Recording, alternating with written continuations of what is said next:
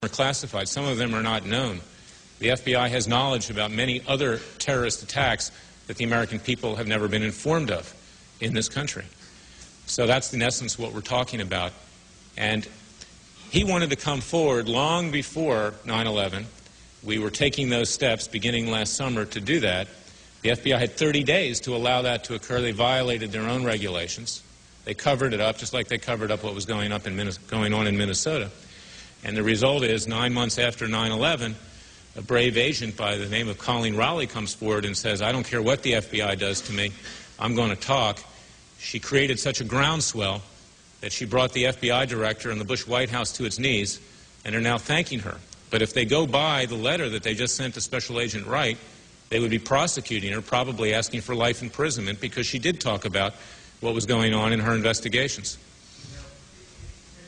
In that case, do we know what the FBI did to thwart this follow-up investigation, other than, number one, not providing enough computer technology, and number two, the special agent refusing to wear a wire when someone interceded? Can you tell us what the FBI had? I can talk generally. Okay. I can't get into specifics, but the general aspects of this concern, obviously not having adequate resources to conduct terrorism reviews, not having adequate equipment, not having managers who are willing to take strong action. As Bob Wright just spoke to you about this, the mentality at the FBI is once you get an investigation, you milk it, you keep it going, because you're worried that if you don't keep it going in the typical government bureaucratic way, that funding may be cut off, and you may ultimately be demoted or sent to the Outer Banks of Alaska, not to mention the Outer Banks of Maryland, for purgatory.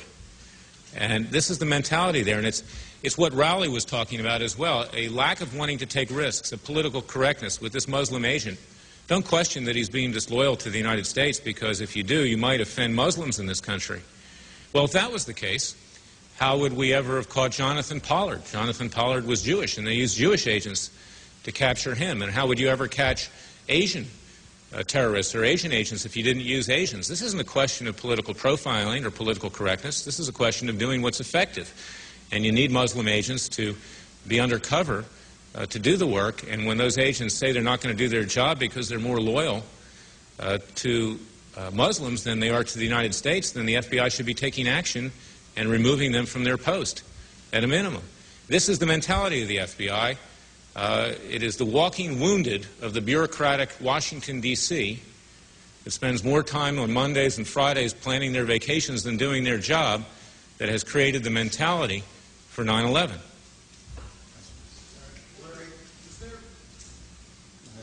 Did Agent Wright ever specifically ask for the whistleblower protection status that Agent Wright? Yes. No response. He is a whistleblower. As alluded to by Special Agent Wright, Dave Shippers asked for that status, filed a whistleblower complaint. I can get you the date. I don't have it right now. What do you care whether, if the FBI is threatening you with criminal prosecution? Is that what you do? You litigate? Well, I'm a lawyer. I have to follow the instructions of my client. And my client values his FBI career. My client loves the agency. And my client has instructed me not to assist him in releasing information about the investigations. So as a lawyer, I have to obey my client's instructions. And what we're asking for you, of the media, is to demand that Bob Wright be allowed to come forward, just like Colleen Rowley, and not be retaliated against, so we can say what it is he has to say. And we're prepared to have other press conferences and make you available to Special Agent Wright, but we need that media groundswell and the public groundswell to protect this man. His career depends on what he's put into the FBI, and we can't jeopardize that as his counsel. Tell us a little bit more, just exactly what it was Agent Wright uncovered. Was it a few individuals, an extensive network, and was there clear evidence the monies were being used for terrorist extortion and murders and such? I can't get into specific, but there were names mentioned in the recitation of Special Agent Wright. He talked about the Saudi businessman that he obviously had focused on. And this businessman, it turned out, the administration had to admit it after 9/11, was actually the right-hand money launderer of Osama bin Laden. Bob Wright was focused on this individual years earlier, and they tried to prevent him from doing his job in investigating and prosecuting this particular person, this Saudi businessman. His name is in the materials. Larry, the intelligence committees in the House and Senate do most of their work in secret, and I know at least one member who doesn't bother to attend because he doesn't think we accomplish very much. There are, however, other committees in Congress headed by people that I would think would be only too anxious to sink their teeth into this and run with it. Have you made any contacts indicating that somebody up in Congress is going to raise a little cane? We have. We're in the process of doing that. But remember that Special Agent Wright, when we went to contact Congress, because we were bringing him to Washington to meet with a particular congressman in particular who would have furthered Wright's interests, right after we did that, he was threatened by the FBI not to travel outside of Chicago. This has been a constant threat to him. And he does value his career. And we did get the information out in a press release a number of months ago. But now the fact that he's appearing in front of the cameras, and that's something which even Special Agent Raleigh didn't do, she's obviously still quite fearful about what might happen to her. And we sympathize with her and are available to help her if she ever needs the help. Wright is coming forward. And I hope that his face on television and in the written press will cause the American people to demand Congress to utilize his services. And also, if you didn't hear me, I called the Attorney General's office just days after 9/11. I said, Dave Shippers and I represent a special agent of the FBI Chicago field office who has years of information about how the FBI did not do its job, did not in any way investigate in a meaningful way money laundering in the United States. You're now claiming you want to do this. I'd like to make them available to you, Attorney General Ashcroft. And I was met with a response by Michael Chertoff, head of the criminal division. We're tired of conspiracy theories.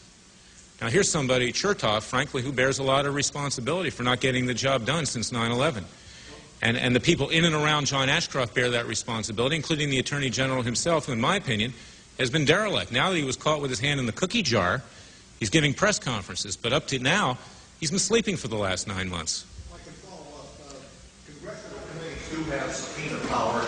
Do you know of anybody in Congress who might be willing to go up against the FBI on that? I would guess that someone like Senator Shelby would be interested in that. I've contacted individuals on the Intelligence Committee, such as Senator Arlen Specter and others, and I hope that they would have the courage to go more strongly at this than they had the courage to go after Chinagate, which wasn't very much courage at all. You used the word corruption. You said corruption in the FBI is too endemic. I don't recall that word being used in Mr. Wright's mission statement. How do you define corruption in this context? Corruption is knowing when something is not being done, knowing when the American people are being left unprotected, and when you make a decision not to do something to protect the American people, which in fact you're required to do under the Constitution of the United States to protect the American people from tyranny, foreign and domestic, and you effectively allow 9/11 to occur. That is the ultimate form of government corruption, dereliction of duty. That's subject in the military to prosecution, to court-martial. And I suggest that some of these bureaucrats should think seriously about whether they have risen to the level of being even liable legally for what they have not done to protect the American people. That's corruption. That's one form of corruption. It's no less than being bribed. It's no less than sharing classified information with the enemy. It rises to the level of significant government corruption, frankly, if not treason. Okay, Larry, can you just please clarify what exactly are Agent Wright's duties right now? Right now, he's been demoted to a level he's not being allowed to work on terrorism investigations. He's working on innocuous, meaningless things. That's what he's doing. Yes. He's a paper pusher. Excuse me? He's at 219. Is it the main office? It's in the Dirksen building.